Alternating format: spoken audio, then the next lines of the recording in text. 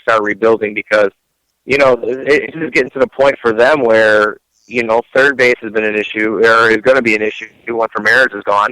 And then first base has been an issue for God knows how long.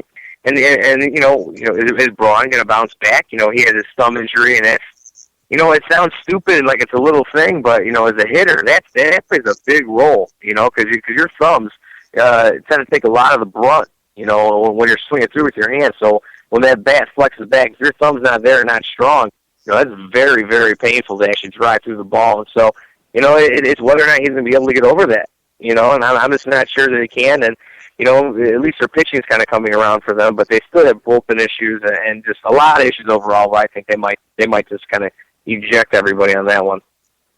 The Central is always so interesting to me because you look at, it's every year there's a different cat, trying to beat the Cardinals. And, at the end of the year, it's just, the Cardinals prove that they're, better managed, better run. They have maybe not better players, but they have that it factor that these other teams haven't gained. And you would think that,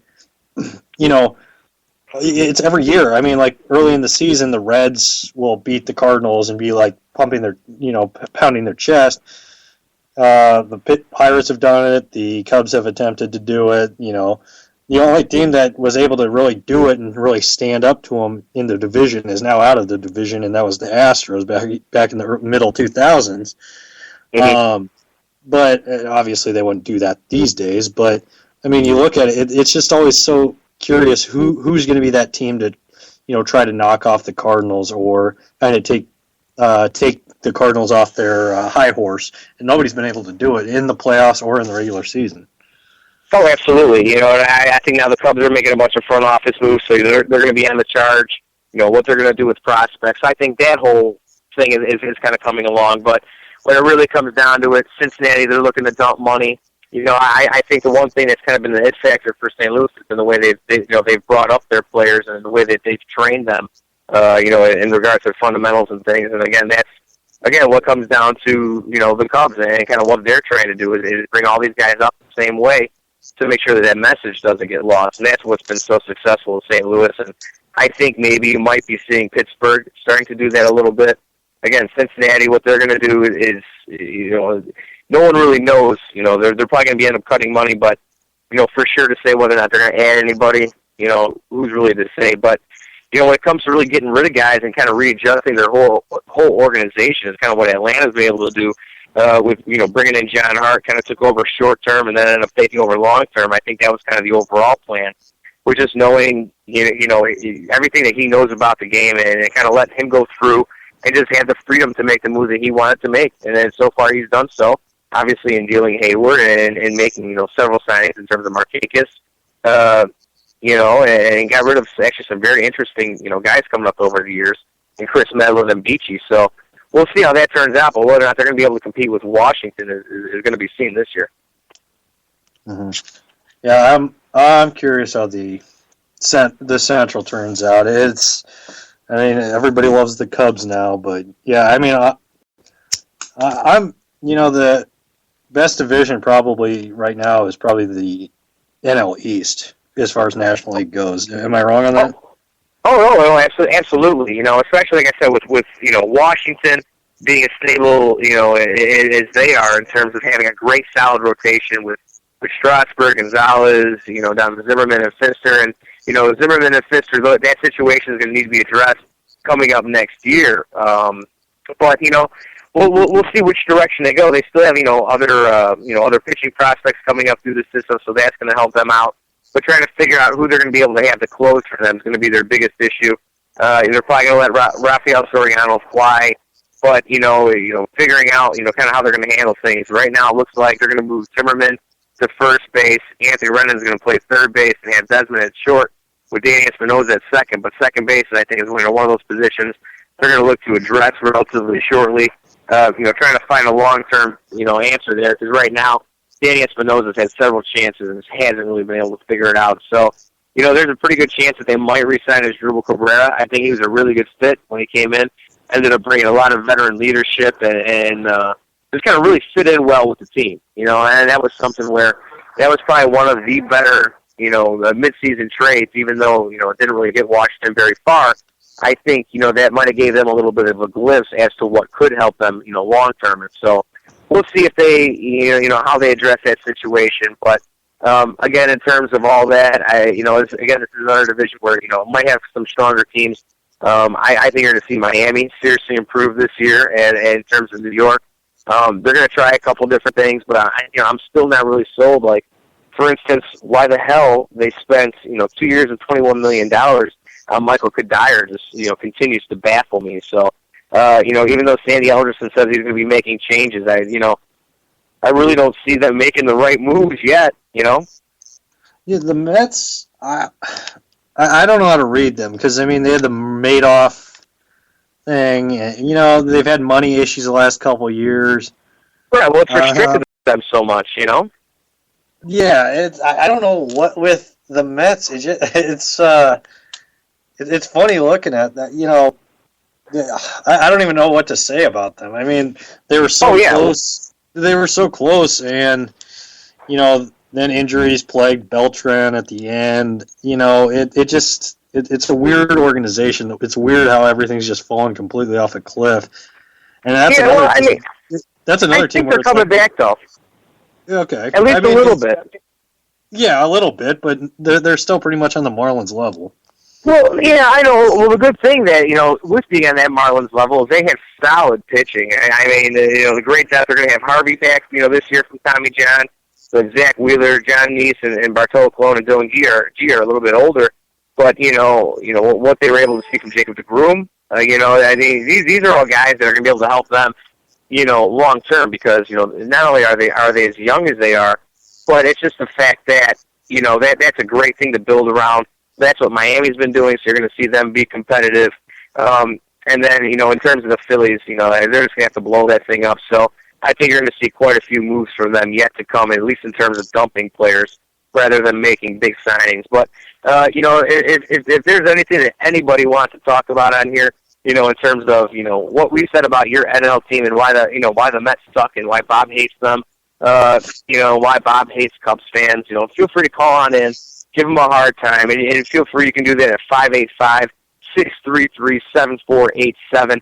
And what we're going to do is we're going to have a short little break here. Then we're going to come back. We're going to talk a little bit of the AL.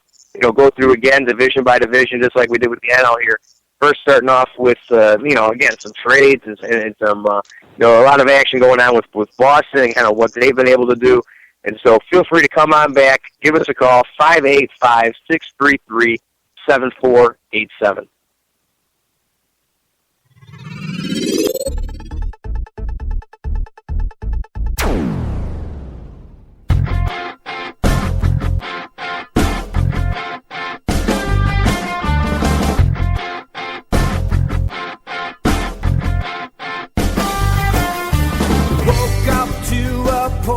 Sweat.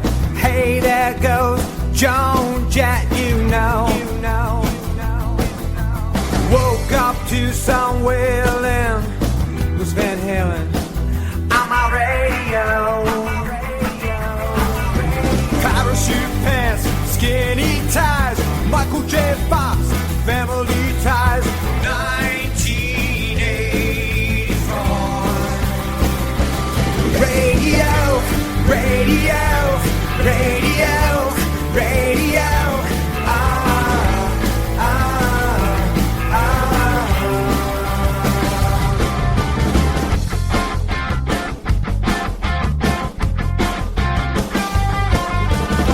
Don't want no more 90s shit. Nirvana was cool and maybe Pearl Jam, but that was it. Give me Springsteen, rock and roll, Cheap Trick, not Oingo Boingo. Hey, Joey Ramone, leave Michael Jackson at home. Radio. Radio.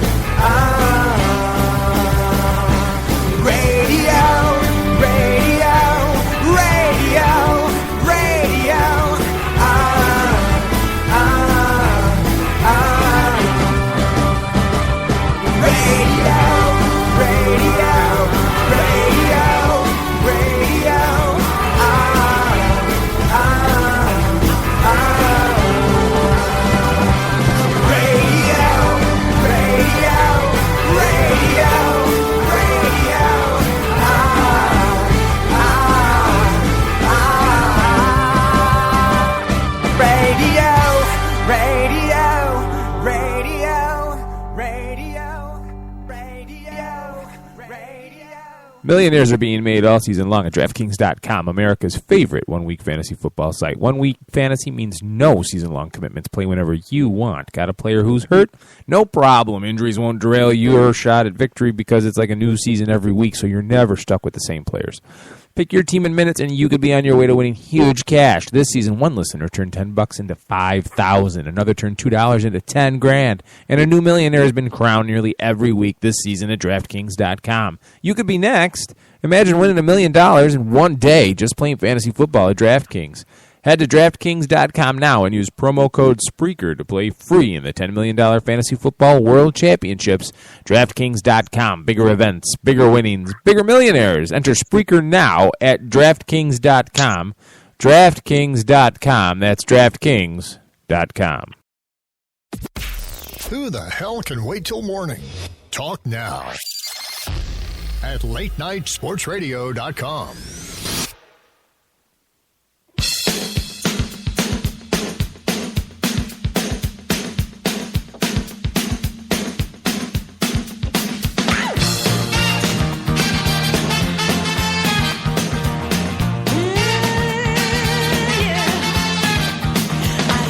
All right, well, welcome back into the Bob Sullivan Show on LateNightSportsRadio.com. And right now, we need somebody right now to call in at 585-633-7487. That's 585-633-7487.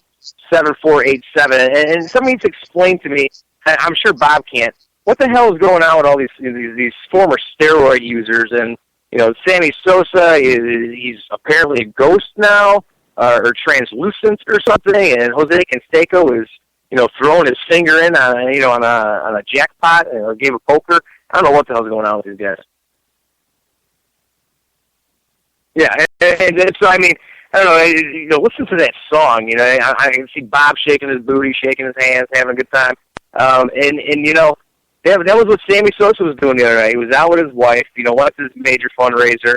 And, you know, comes out with this translucent skin. You can almost see his veins, you know, underneath his face. And it just had to be one of the most disgusting things I've seen, you know, in terms of the transformation. Because I don't know how it could have happened.